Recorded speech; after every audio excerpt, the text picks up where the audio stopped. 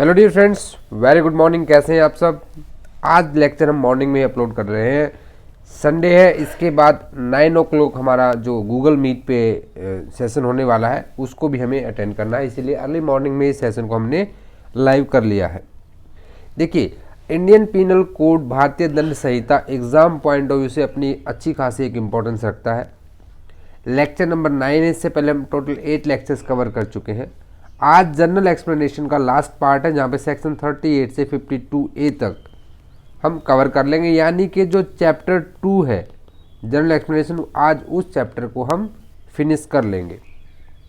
आप चैनल पर अगर नए हैं तो चैनल को सब्सक्राइब कर लें और साथ ही बेल आइकन को भी प्रेस करें, जिससे आपको जो कमिंग वीडियोज़ हैं उनके अपडेट्स टाइम से मिलते रहें। देखिए, आईपीसी में जनरल एक्सप्लेनेशन को समझना बहुत ज़रूरी है, तभी आप आईपीसी को समझ पाएंगे। बिकॉज किसी भी सेक्शन को समझने के लिए you have to understand the essentials of every offence and then only you can understand the IPC. तो अभी आप आईपीसी में आज 38 से शुरू करते हैं। पिछले लास्ट वीडियो में हमने ग्रुप लायबिलिटी की बात की थी। जब कोई भी एक्ट सेवरल पर्सन मिलके करते हैं तो सेक्शन 34 से लेकर के 35, 36, 37 और 38 ये सेवरल पर्सन यानी कि ग्रुप लायबिलिटी की बात यहाँ कही जाती है। ग्रुप लायबिलिटी, ठीक है। अब ग्रुप लायबिलिटी क्या है? जब 34 में several person in the furtherance of common intention, common intention के फर्दरेंस में कोई काम करते हैं तो वो सेक्शन 34 के परव्यू में आ जाता है। हमने वहाँ पे कहा था कॉमन इंटेंशन और participation in that act are the essentials of section 34। बहुत इंपॉर्टेंट सेक्शन है, प्रीवियस वीडियो हमने डिटेल में चर्चा की है। 35 कहता है जब ये सेवरल पर्सन कोई सिमिलर इंटेंशन के साथ काम करते हैं, यानी कि यहाँ पे तो शेयरिंग ऑफ माइंड था, लेकिन यहाँ पे ऐसा कुछ नहीं था। 36 क्या कहता है? 36 आपको कहता है कि जब कोई ऐसा एक्ट आप करते हैं जो कि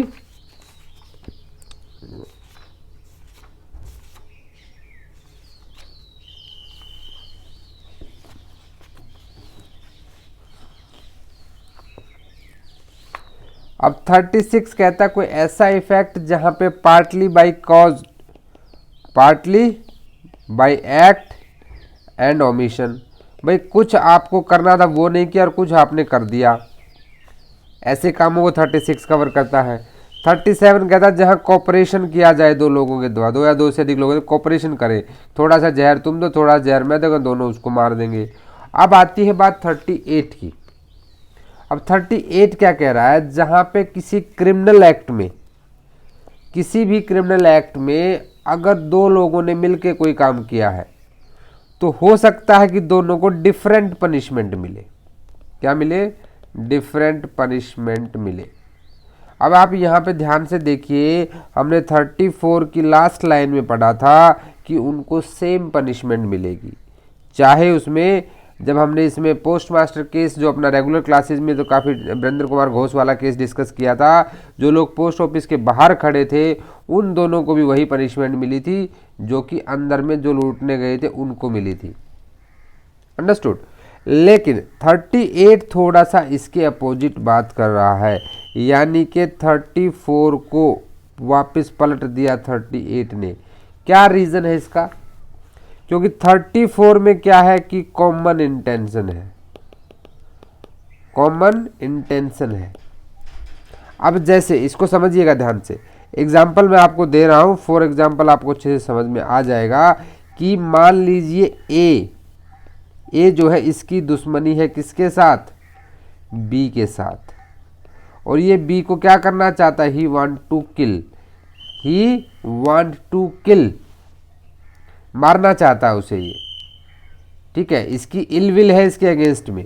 अब ए क्या करता है? ए यहाँ पे जेड को प्रोवोक करता है कि जेड के साथ मिलता है कि हम बी को पीटेंगे, और यह इसको प्रोवोक करके प्रोवोकेशन में जेड बी को मार देता है, जबकि जेड की इंटेंशन नहीं है उसको किल करने की। जेड नहीं मारना था, जेड की कोई इलविल नहीं थी, लेकिन ए की थी। यहाँ पे ध्यान से देखिए, जो ए की इलविल थी वो दोनों में शेयर नहीं हुई है, शेयरिंग ऑफ देयर माइंड्स नहीं हुआ है। सो यहाँ पे आप देखेंगे तो ए को जो पनिशमेंट मिलेगी वो मर्डर के लिए मिलेगी, और जेड को जो पनिशमेंट मिलेगी वो कल्पेबल होमिसाइड मिलेगी, क्योंकि प्रोवोकेशन आ जाता है सेक्शन 300 का फर्स्ट प्रोवाइज जो है, फर्स्ट एक्सेप्शन है ये। तब हम इसकी डिटेल में चर्चा करेंगे। आई होप इससे आपको सेक्शन 38 तो क्लियर हो गया होगा। अपना बेर एक्ट में पढ़िए एक बार। Person concerned in criminal act may be guilty of different offences. Different offences के हो सकते हैं, इस इलस्ट्रेशन से कनेक्ट करके पढ़िएगा। Where several persons are engaged or concerned in the commission of criminal act, they may be guilty of different offence by means of that act. इसी act के माध्यम से होते हुए भी दोनों अलग अलग हो सकते हैं, उनको पनिशमेंट भी अलग अलग मिलेगी। आई होप आपको ये क्लियर हो गया होगा। अब आते एक वर्ड आता है सेक्शन 39 में पढ़ना है, वॉलंटरी। वॉलंटरली, वॉलंटरली का देखिए क्या मतलब होता है। दो चीजें आती हैं, पहली होती है इंटेंशन और एक होती है नॉलेज। अपने पहले वीडियो में बहुत डिटेल में इसकी चर्चा की थी। इंटेंशन क्या है? It is desire of your mind. और नॉलेज क्या है? जहां पे you know the probable consequences, आपको पता है कि कॉन्सिक्वेंसेस क्या होंगे। वॉलंटरी को देखा जाए तो विलफुली जो हम वर्ड यूज करते हैं उसी से लिया गया है, लेकिन it is related with the criminal act. 39 देखिए क्या कहता है। A person is said to cause an effect voluntarily. वो कहा जाएगा कि उसने अपनी स्वेच्छा से वो किया है। When he cause it by means whereby he intended to cause it, by means which at that time employing those means, अब जिन माध्यमों से वो उसे करना चाह रहा है, he knew और had reason to believe, उसके पास सेक्शन 26 में आपने पढ़ा था reason to believe, उसके पास reason to believe है, to likely to cause it, कि ये हो सकता है, ये उसको पता है। ठीक है, यहाँ तक आपका सेक्शन है। इसके आगे इलस्ट्रेशन है। तो आपको सीधी सी समझ में आ गई कोई चीज़। जब किसी को कोई किसी की इंटेंशन होती है और उसे नॉलेज हो, यानी उसे प्रोबेबल कॉन्सिक्वेंसेस पता है। जैसे कि अब ए चाहता है कि उसे रॉबरी करनी है उनके ग्रुप को मिलके वहाँ पे। अब ए क्या करता है, एक घर है जिस घर में वो आग लगा देता है जिससे कि वो लोग वहाँ पे रॉबरी कमिट कर पाए। अब इस घर में जो सो रहे थे लोग, उनकी डेथ हो जाती है। अब एक क्या प्ली लेता है, एक डिफेंस क्या लेता है कि वहाँ पे कि जी देखो मैंने तो ना रॉबरी करने के लिए घर में आग लगाई थी, मेरी कोई इंटेंशन नहीं थी उनको मारने की। अरे भाई तुम्हारे को पता था अगर घर में कोई रह रहा आग लगाओगे तो वो मर ही जाएगा, यानी कि ही हैज नॉलेज, उसके पास नॉलेज थी कि जिन मीन्स को bye means which at the time of employing those means, जब उसने आग लगाई, ही न्यू और हैड रीजन टू बिलीव, उसे नॉलेज थी, उसे रीजन टू बिलीव था कि उसमें डेथ हो सकती है। ठीक है, तो यहाँ पे ये माना जाएगा कि ए ने जो डेथ कॉज की है वो वॉलंटरीली की है। अंडरस्टूड। 40 ऑफेंस, इसको हमने बहुत अच्छे से डील किया लेक्चर 1 में। ठीक है, अब ये सीधी सी ये बात कह रहा है कि accept in the chapters and section mentioned in close 2 and 3, आपका क्लोज 2 और 3 में ये आपका क्लोज 2 है, यहाँ से लेकर के यहाँ तक का, ये यहाँ तक ये क्लोज 2 है और इसके आगे का ये आपका क्लोज 3 है। Word offence denote a thing made punishable by this code.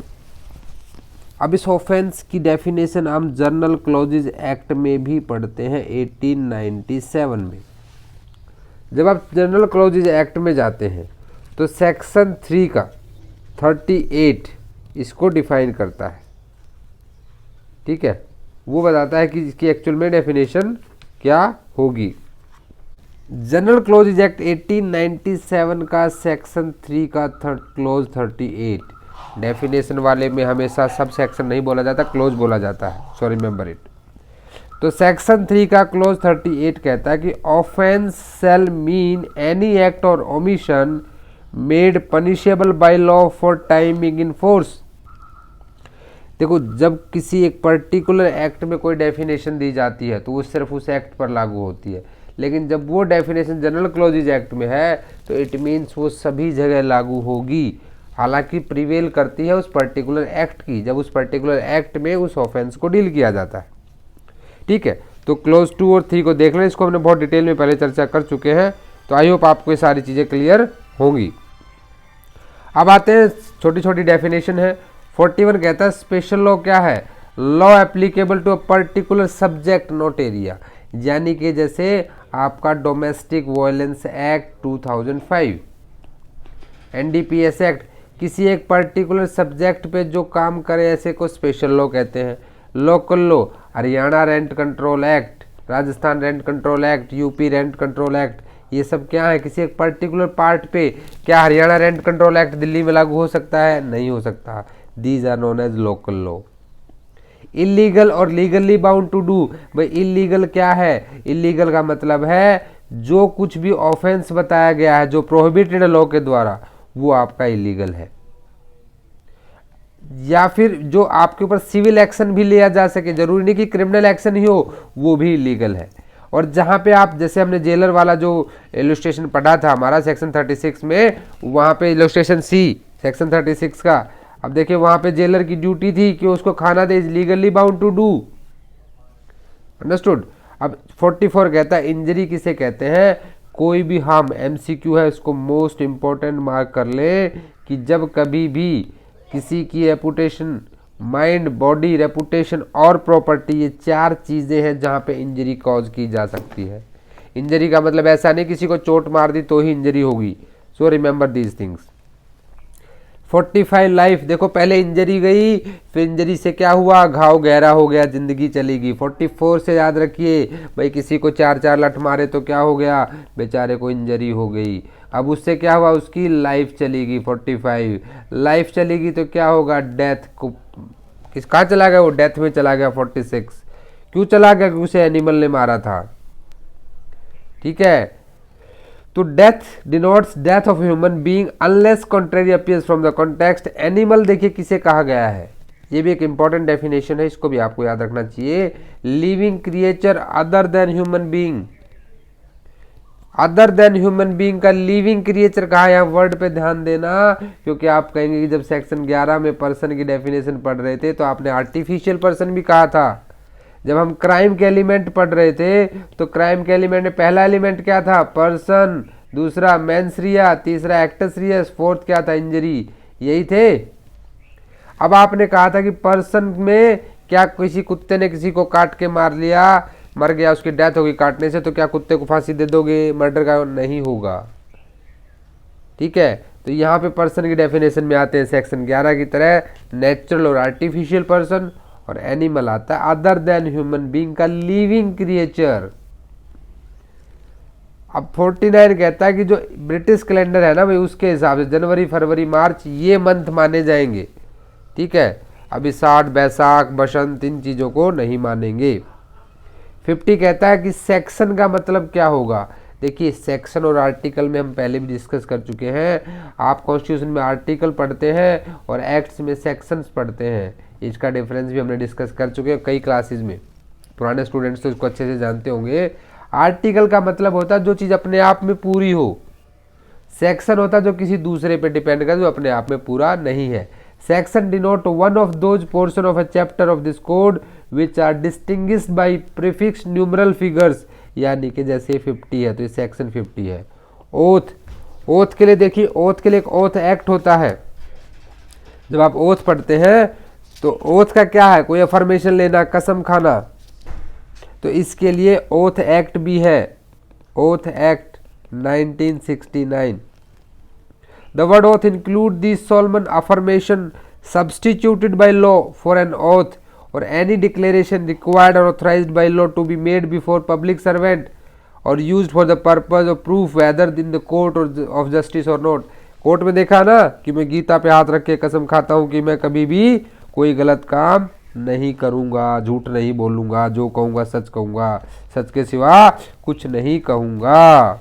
Because ये क्या है, when you renounce the world you will not get heaven if you disobey the oath. वही कसम खा ली ना दोस्ती में, ऐसे उंगली पे उंगली लगा कहते हैं कसम खाई, मैं तो तब उंगली के ऊपर उंगली थी, कसम नहीं मानी जाएगी।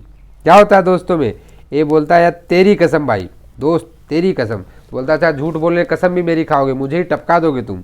यानी कि ये बिलीफ माना जाता है कि अगर झूठी कसम खाओगे तो निकल लोगे। ठीक है, तो ये आपका ओथ हो गया। गुड फेथ, ये मोस्ट इंपॉर्टेंट वर्ड है।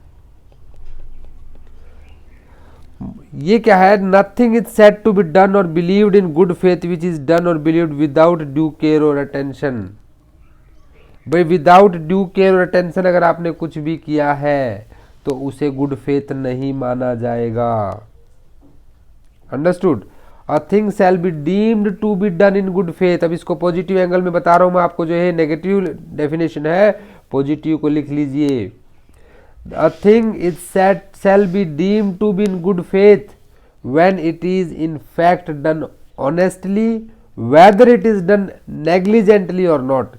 ये डेफिनेशन दी गई है जनरल क्लॉजेज एक्ट में सेक्शन 3 के सब क्लॉज 32 में। लेकिन ये डेफिनेशन बिल्कुल अपोजिट है इसके। जनरल क्लॉजेज एक्ट की डेफिनेशन आईपीसी की डेफिनेशन के बिल्कुल अपोजिट है, क्योंकि यहाँ पे ऑनेस्ट एक्ट की बात की गई है। और यहाँ तो भी कहा गया है कि without due care attention 304A death by negligence, आप नहीं कह सकते ना कि आपने गुड फेथ में किया है। इसके लिए सबसे इंपॉर्टेंट केस बता रहा हूँ, Harbhajan Singh versus state of Punjab 1966 का केस है। यहाँ पे सुप्रीम कोर्ट ने बहुत अच्छे से क्लियर कर दिया था कि ऑनेस्टी का क्या रोल रहेगा गुड फेथ में। इसको हम डिस्कस करेंगे जब ये वर्ड आता है। और एक चीज़ और बता दूं आपको, जब भी कोई क्वेश्चन पूछा जाता है जहाँ पे वर्ड यूज होता है गुड फेथ, प्रोपोजिशन बेस्ड जो क्वेश्चन पूछे जहाँ पे वर्ड आ गया गुड फेथ, वहाँ कोई ऑफेंस नहीं होगा। आते 52A पे, हार्बर, किसी को सहारा देना। You provide shelter, food, drink, money, cloth, arms, ammunition. किसी भी क्रिमिनल को एक्सेप्ट इन सेक्शन 157 एंड 130, इन दो सेक्शनों को छोड़कर बाकी कहीं पे भी अगर कोई किसी को क्या करता है, हार्बर करता है, ठीक है, तो इन दोनों सेक्शनों में क्या है, इन दोनों सेक्शनों को क्यों छोड़ा गया है, क्योंकि 157 में है जब किसी ऐसे व्यक्ति को हार्बर किया जाए जिसे हायर किया गया है अनलॉफुल असेंबली के लिए, ठीक है, जहाँ 5 से ज़्यादा लोग शांति को भंग करना चाहते हो। और आपका 130 कहाँ पे डील होता है, ये कहता है जहाँ पे कोई ऐसा प्रिजनर, वार प्रिजनर होते हैं ना हमारे जो आर्मी एफ ओ, इसे स्टेट के अगेंस्ट वाले केसेज हैं 121 से 130, वहाँ पे किसी ऐसे प्रिजनर को जो देश के खिलाफ कोई षड्यंत्र कर रहा था उसे कोई हार्बरिंग करता है, ठीक है। तो इसमें सीधी सी बात है, क्या क्या है, shelter, food, drink, money, cloth, arms and ammunition और मीन्स ऑफ कन्वीनियंस, गाड़ी दे दी, असिस्ट कर दिया, तो ये सब चीज़ें क्या आ जाएंगी, हार्बर के उसमें आ जाएंगी। अंडरस्टूड। तो यहाँ पे हमारा आज डेफिनेशन क्लोज खत्म हो जाता है। Thanks for watching this video. अगर वीडियो अच्छा लगा तो इसको लाइक कर दें, अपने दोस्तों में शेयर करें और कमेंट करके ज़रूर बताएं कि आपको कैसा लगा ये वीडियो। आज जनरल एक्सप्लेनेशन का पार्ट खत्म हो गया है। In this Sunday morning I hope आपको जनरल एक्सप्लेनेशन अच्छे समझ में आ गई होगी। ठीक अभी 9 बजे we will start our Google Meet session and today's topic will be Arms Act. So be available at 9 o'clock। See you guys at 9 o'clock on the Google Meet. Link आपको Telegram में मिल जाएगा। अगर आप पे कोई भी डाउट है, आप जिस भी टॉपिक पे चाहते हैं, कुछ टॉपिक्स लोगों ने सजेस्ट किया था कि आर्म्स एक्ट पढ़ा दीजिए, इसीलिए आज के टॉपिक को आर्म्स एक्ट किया गया है। आपकी तरफ से अगर कोई भी टॉपिक है तो you can suggest that topic also to me. So see you guys at 9 o'clock on the Google Meet. तब तक के लिए जय हिंद, जय भारत।